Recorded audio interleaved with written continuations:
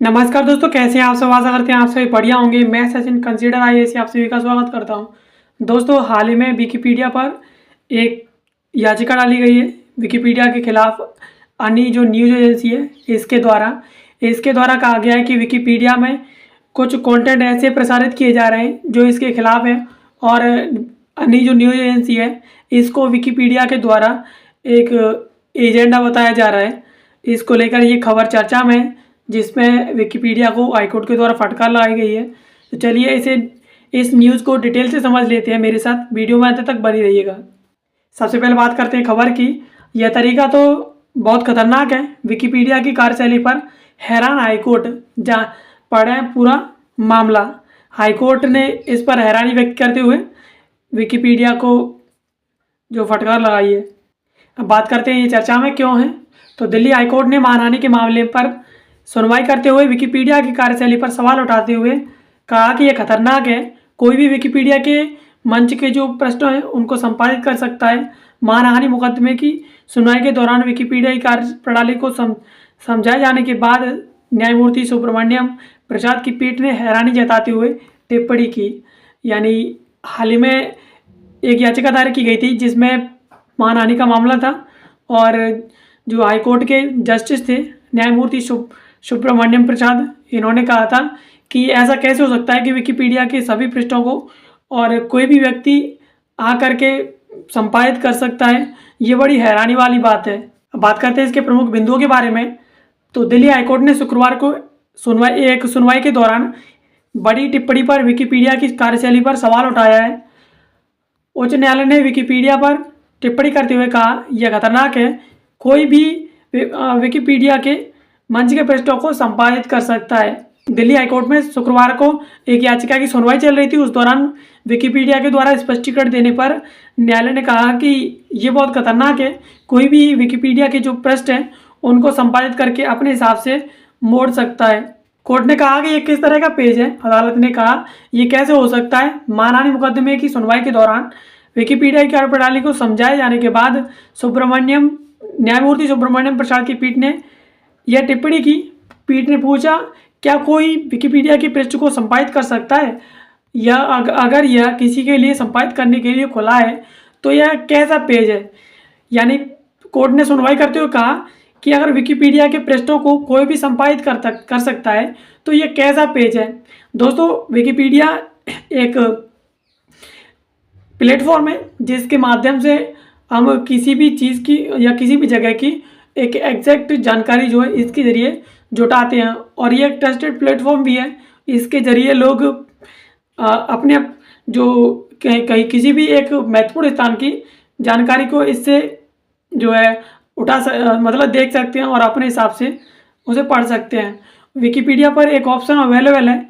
अगर तुम्हें लगे कि इस जो विकिपीडिया ने जो कंटेंट आपको दिया हुआ है उसमें कोई गलती है या कोई कमी है तो आप उसे अपने हिसाब से संपादित कर सकते हैं, और जिस तरह से आप उसे संपादित करेंगे, उसे एडिट करके उसे सेव कर देंगे, तो सामने वाला अगर कोई सर्च करेगा तो जो आपने संपादित किया होगा, जो आपने उसे एडिट करके सेव किया होगा, वही जानकारी सामने वाले को शो करेगा। ऐसा विकिपीडिया के जो वेबसाइट है उस पर होता रहता है। कोई भी कंटेंट को एडिट कर सकता है। अदालत के सवाल के जवाब में विकिपीडिया ने बताया कि उनके प्लेटफॉर्म पर कोई भी कंटेंट का संपादन कर सकता है। ऐसे में उसके खिलाफ मुकदमा चलाना ठीक नहीं है। मामले की सुनवाई कर रहे जस्टिस सुब्रमण्यम प्रसाद ने इस पर हैरानी जताई और कहा कि क्या विकिपीडिया के पेज को कोई भी एडिट कर सकता है। आखिर यह कैसा पेज है जिसे कोई भी खोल करके एडिट कर सकता है। तब विकिपीडिया ने जवाब दिया कि भले ही किसी को भी हमारे प्लेटफॉर्म पर एडिट करने का अधिकार हो, लेकिन उन पर इंटरनेट पर कंटेंट पब्लिश करने से संबंधित जो है नियम वो लागू होते हैं। यानी न्यायालय के द्वारा सवाल पूछे जाने पर विकिपीडिया ने जवाब दिया कि हमारे प्लेटफॉर्म पर किसी को भी एडिट करने का अधिकार है, लेकिन इंटरनेट पर उनके लिए भी कुछ नियम बनाए गए हैं कंटेंट पब्लिश करने से संबंधित। वो उस नियम को फॉलो करते हैं। यह सोशल मीडिया प्लेटफॉर्म नहीं है, विकिपीडिया ने कहा। विकिपीडिया के उत्तर पर हाईकोर्ट ने इसे खतरनाक व्यवस्था करार दिया। तब विकिपीडिया ने कहा कि एडिट करते वक्त यूज़र को नियमों का ख्याल रखना होता है। और अदालत में विकिपीडिया का पक्ष रखते हुए उसके वकील मेहता ने कहा कि ये फेसबुक जैसा नहीं है, सोशल मीडिया भी नहीं है। यह एक ऐसा प्लेटफॉर्म है जिसमें हर यूज़र का अपना पेज होता है और उस पर कुछ भी कर सकते हैं। अगर यूज़र के पास किसी भी पेज से जुड़ी जानकारी है तो वह उसे जोड़ सकते हैं।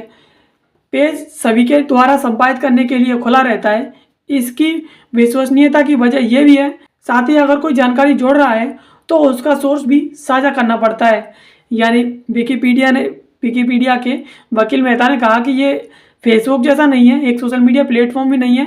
ये एक ऐसा प्लेटफॉर्म है जिसमें हर यूज़र का अपना एक पेज होता है, उस पर वो कुछ भी जोड़ सकता है। और अगर कोई आदमी या अगर कोई यूज़र अगर कोई कंटेंट जोड़ता है या कोई जानकारी साझा करता है तो उसे उसका सही होने का सोर्स भी उसके साथ जो है जोड़ना होता है। अब बात करते हैं याचिका क्या थी जिसको लेकर के विकिपीडिया को कोर्ट में जवाब देना पड़ा। तो news agency Asia news international यानी ANI ने विकिपीडिया के खिलाफ मानहानि का केस दायर किया है। इस याचिका में ANI ने दावा किया है कि उनके बारे में विकिपीडिया प्लेटफॉर्म पर गलत जानकारी दी हुई है। ANI ने अपनी याचिका में कहा कि विकिपीडिया उसे प्रोपेगेंडा टूल बताया गया है। विकिपीडिया पर ANI जो न्यूज़ एजेंसी है उसे प्रोपेगेंडा का एक टूल बताया गया है। इस पर हाईकोर्ट ने विकिपीडिया को समन करते हुए उन लोगों के नाम मांगे थे जिन्होंने पेज का संपादन किया था और इस पर विकिपीडिया फाउंडेशन ने आपत्ति जताई थी। यानी हाल ही में ANI ने जो एक न्यूज़ एजेंसी है एशिया न्यूज़ इंटरनेशनल, इसने विकिपीडिया के खिलाफ मानहानि का मुकदमा दायर किया था, मानहानि का केस दायर किया था। और इस पर ANI का दावा था कि विकिपीडिया पर जो भी जानकारी दी हुई है वो गलत है। और ANI ने अपनी याचिका में कहा था विकिपीडिया उसे एक प्रोपेगेंडा का टूल बताता है। और इस पर हाईकोर्ट ने विकिपीडिया को समन करते हुए उन लोगों के नाम मांगे थे जिन्होंने उस पेज को ANI के खिलाफ संपादित किया था। यानी ANI के खिलाफ उसमें ऐसी चीज़ें जोड़ी थी जो ANI के खिलाफ थी। उन लोगों के जो नाम मांगे थे उस पर विकिपीडिया फाउंडेशन के द्वारा आपत्ति जताई गई थी।